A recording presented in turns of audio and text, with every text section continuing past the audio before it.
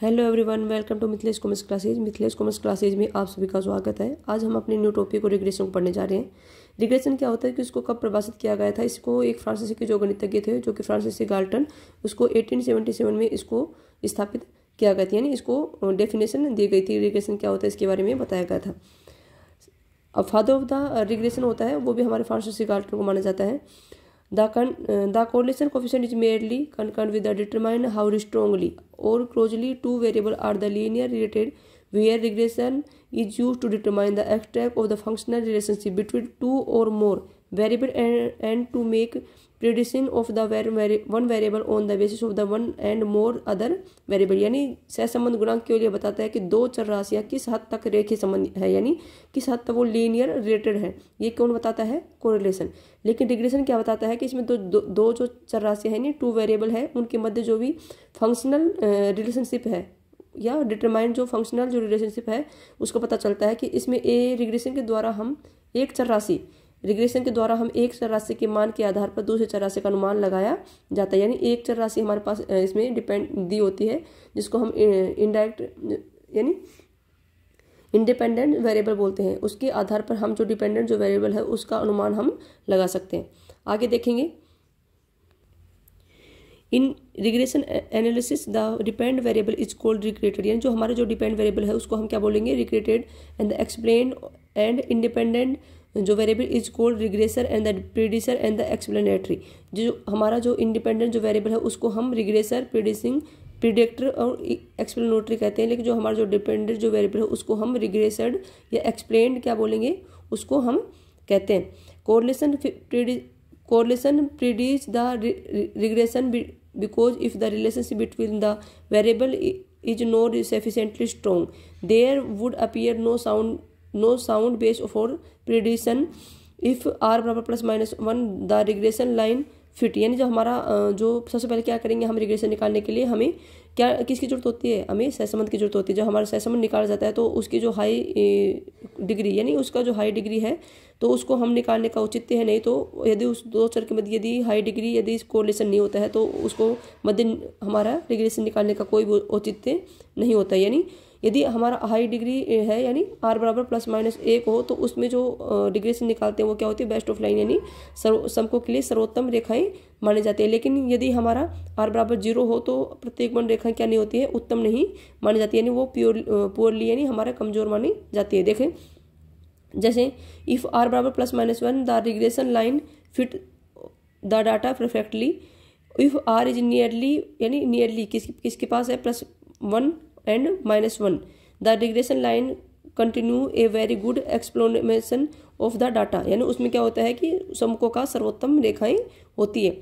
But if r is nearly 0 यानी यदि r किसके पास है? 0 के पास है तो रिग्रेशन लाइन फिट पुअरली, यानी जो हमारी रिग्रेशन लाइन क्या होती है? वो पुअरली यानी वो कमजोर मानी जाती है, उसको उत्तम नहीं मानी जाएगी। अब देखते हैं आगे। देखो, यदि हमारे जो रिग्रेशन निकालते हैं दो चरों के मध्य जो भी हमारा अनुमान निकालने के लिए एक के इंडिपेंडेंट के आधार पर हम डिपेंड वेरिएबल को ज्ञात करते हैं। अब इसमें दो जो वेरिएबल होते हैं कौन कौन से होते हैं? एक्स ऑन वाई और वाई ऑन एक्स। इन दोनों के बीच हमारी क्या निकालते हैं? हम रिग्रेशन निकालते हैं। तो उसकी आवश्यकता हमें क्यों पड़ती है? जैसे why we need to regression line to find the value of the two variable X and y। यानी दो चर x और y के लिए दो भिन्न रेखाएं x की y पर तथा y की x पर आवश्यकता क्यों होती है?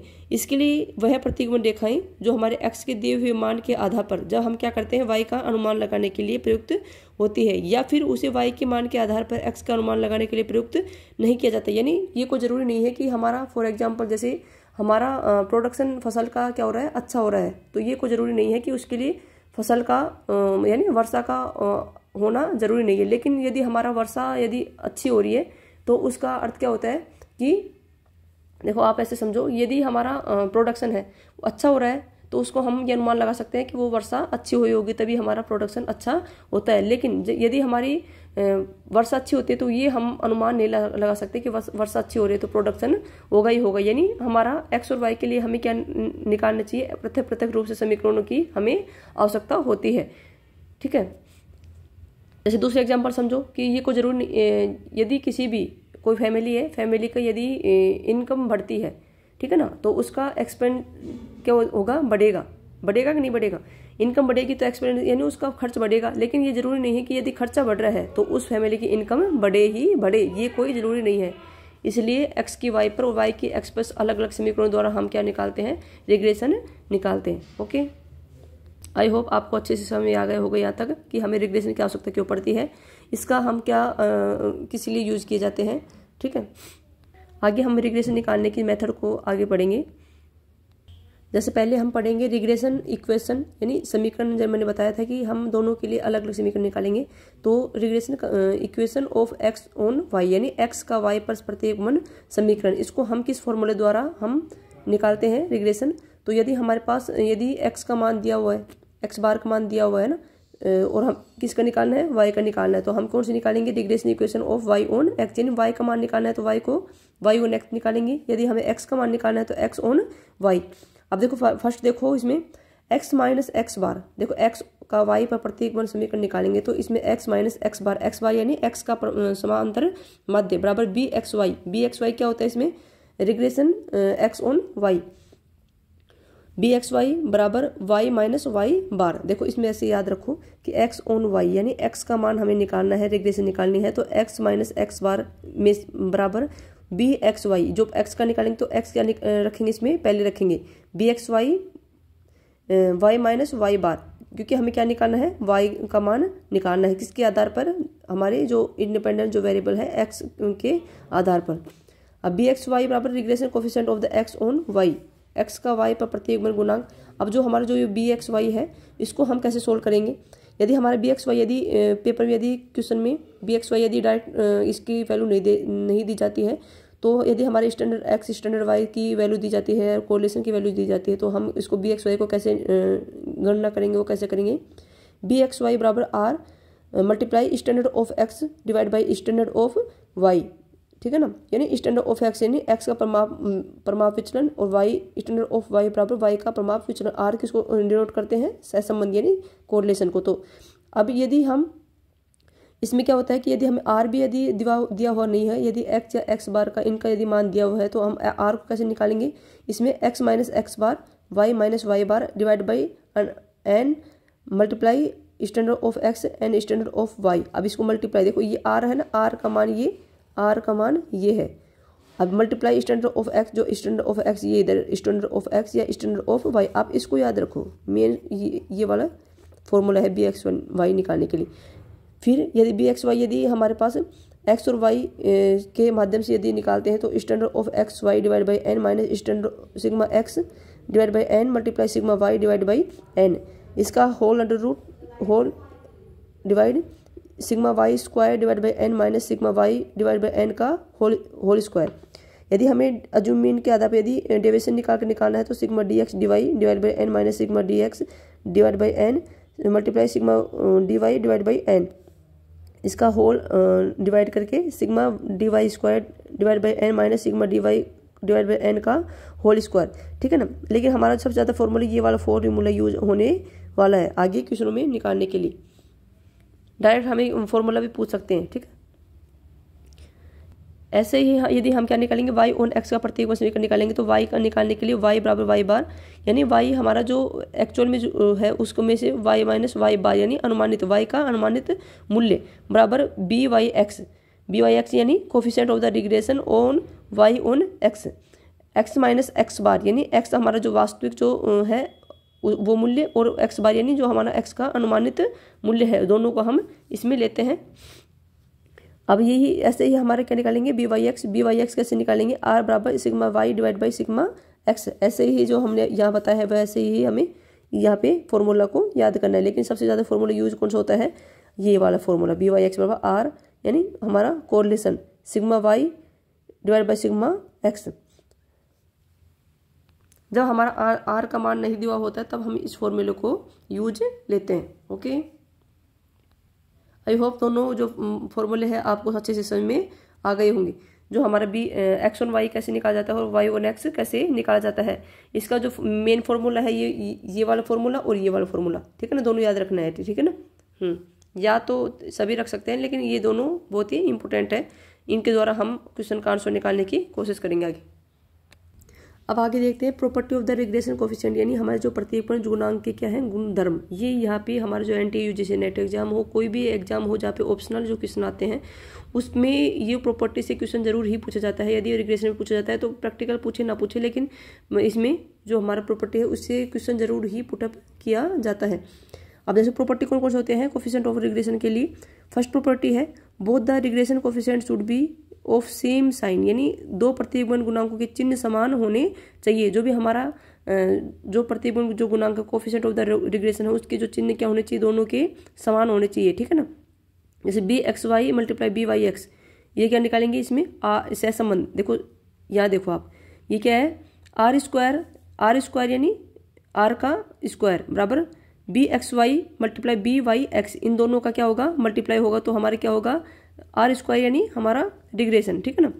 अब यदि हम सहसंबंध निकालना चाहें तो क्या होगा BXY और BYX का होगा होल स्क्वायर। जब हम प्रॉपर्टी पढ़ते हैं कोरिलेशन की तो उसमें भी ये वाला फॉर्मूला हमारा यूज किया जाता है कि हमारा सहसंबंध कैसे निकालते हैं, प्रतिगमन गुणांकों के जो वर्गमूल होता है उसको हम क्या निकालते हैं सहसंबंध। ऐसे ही यदि R का स्क्वायर कर देंगे तो हमारा क्या हो जाएगा रिग्रेशन, उससे हम कैसे निकाल सकते हैं रिग्रेशन द्वारा निकाल सकते हैं। यदि हमारा जो किसी जो राशि है उसका यदि क्या होगा BXY और BYX दोनों क्या होंगे धनात्मक होंगे, तो क्या होगा हमारा धनात्मक ही हमारा रिग्रेशन माना जाएगा। देखो since square of the quantity if always positive hence product of the BXY BYX must always be positive, यानी किसी राशि का वर्ग यदि सदैव क्या होगा ऑलवेज पॉजिटिव होगा, यानी सदैव यदि धनात्मक होता है तो BXY और BYX का गुणन यानी उसका गुणा भी क्या होगा सदैव धनात्मक यानी पॉजिटिव होगा। Which is only positive of both BXY and BYX has same sign, तो सभी हमारे जो BXY है और जो YX है दोनों के चिन्ह क्या होने समान होंगे। कब होंगे जब सदैव उनके जो राशि का क्या होगा गुणन क्या होगा धनात्मक हो यानी पॉजिटिव होगा। तो यानी BXY यदि पॉजिटिव है और BYX यदि भी पॉजिटिव यानी चिन्ह यदि समान है तो हमारे क्या होंगे इसमें धनात्मक पॉजिटिव माना जाएगा। सेकंड प्रॉपर्टी देखते हैं।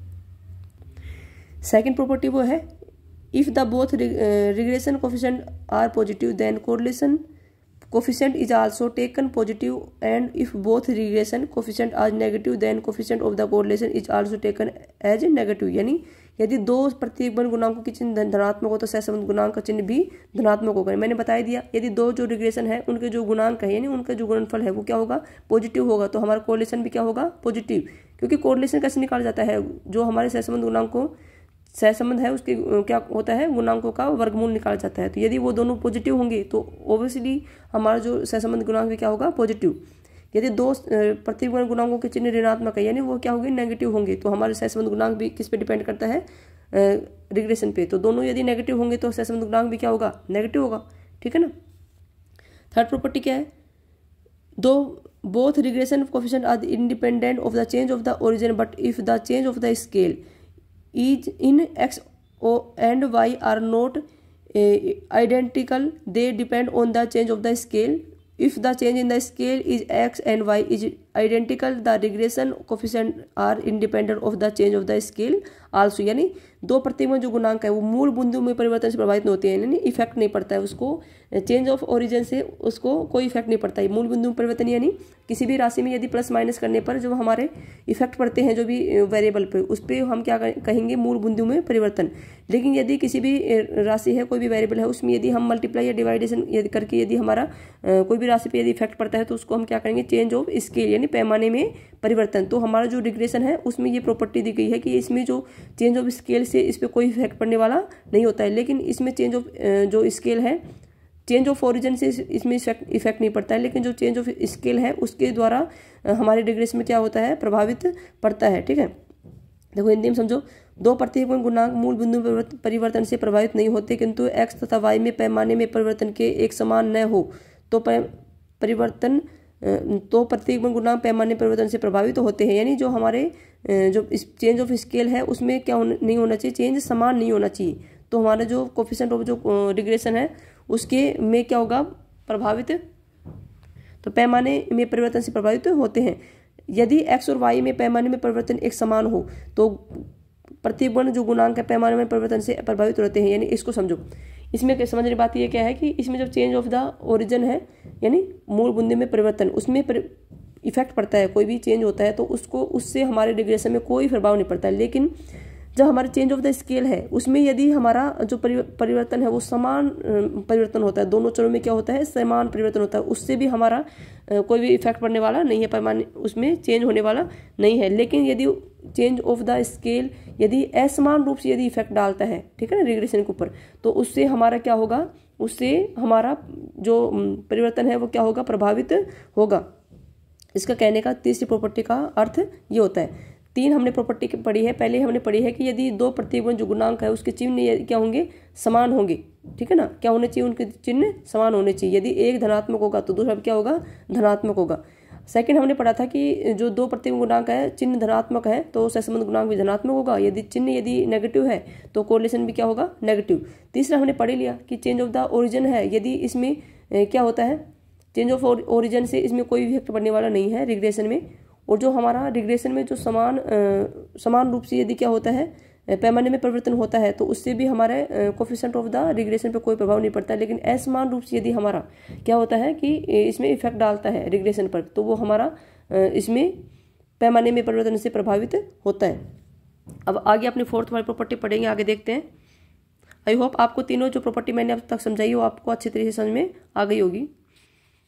ये हर एक प्रॉपर्टी अपने के लिए बहुत ही इंपॉर्टेंट होने वाले, चाहे वो कोई भी एग्जाम क्यों ना हो, इससे क्वेश्चन एक भी अपने नोट से बाहर जाने वाले नहीं है। अब देखो, both the regression coefficient bxy and byx can not more one simultaneously because value of the R can not be more than 1। यानी 2 प्रतिगुण गुणांक bxy और byx के मान एक साथ एक से अधिक नहीं हो सकती। यानी जो हमारे bxy है और byx है इसके मान है वो एक से अधिक नहीं हो सकता, क्योंकि सहसंबंध का मान भी एक से अधिक नहीं हो सकता। तो हमारे जो सहसंबंध जो bxy है byx है दोनों के मान एक से अधिक कैसे हो सकते हैं, ठीक है ना, सहसंबंध पे डिपेंड करता है। सहसंबंध का मान यदि 1 से अधिक नहीं हो सकता तो ये एक साथ 1 से अधिक नहीं हो सकती। इसमें ऐसा हो सकता है कि एक से अधिक हो, दूसरा 1 से कम हो, लेकिन एक साथ 1 से अधिक नहीं हो सकती। यानी दोनों का टोटल 1 से अधिक नहीं हो सकता। ये बहुत ही इंपॉर्टेंट होने वाली ये प्रॉपर्टी।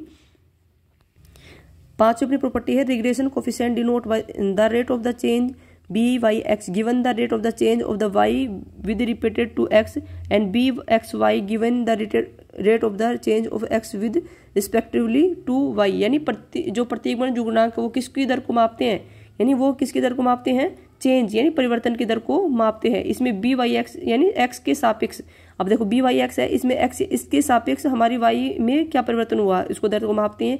और bxy यानी इसमें y इसमें किसकी दर हिसाब से मापेंगे, y के सापेक्ष, y पे सापेक्ष हमारे जो x में क्या परिवर्तन होता है इसकी परिवर्तन को चेंज ऑफ द रेट, यानी जो हमारी चेंज ऑफ द रेट यानी जो भी हमारी परिवर्तन की दर को मापते हैं किसके सापेक्ष। यदि byx है तो y के सापेक्ष हमारे x के मापेंगे, और byx है तो हमारी x के सापेक्ष y को मापेंगे। देखो मैंने बताया था byx बराबर r standard of y divide by standard of x, ठीक है ना, ऐसे वो आपको आना चाहिए।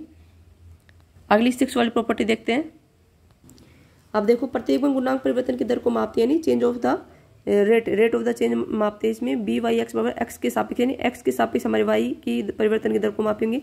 और bxy में क्या होगी, हमारी y के सापेक्ष x की परिवर्तन दर को मापेंगे। 6 वाले क्या है, correlation coefficient is the geometric mean of the 2 regression coefficient. यानी जो हमारे bxy और byx है दोनों की क्या होगी, ज्योमेट्रिक मीन यानी गुणोत्तर माध्य होता है। जब हम क्या मानेंगे कि हमारा सहसंबंध गुणांक क्या होता है कि जो प्रतिगुण गुणांक है उसका गुणोत्तर माध्य माना जाता है, ठीक है ना। तो ऐसे ही हमारा सहसंबंध कोफिशिएंट ऑफ द कोरिलेशन है वो हमारे जो regression coefficient of the regression का ज्योमेट्रिक मीन होता है, यानी r बराबर bxy मल्टीप्लाई byx का अंडर रूट। यदि हम क्या निकालेंगे, रिग्रेशन निकालेंगे तो क्या निकालेंगे, आर स्क्वायर, इसको अंडर रूट को इधर ले आएंगे, r स्क्वायर बराबर bxy मल्टीप्लाई byx।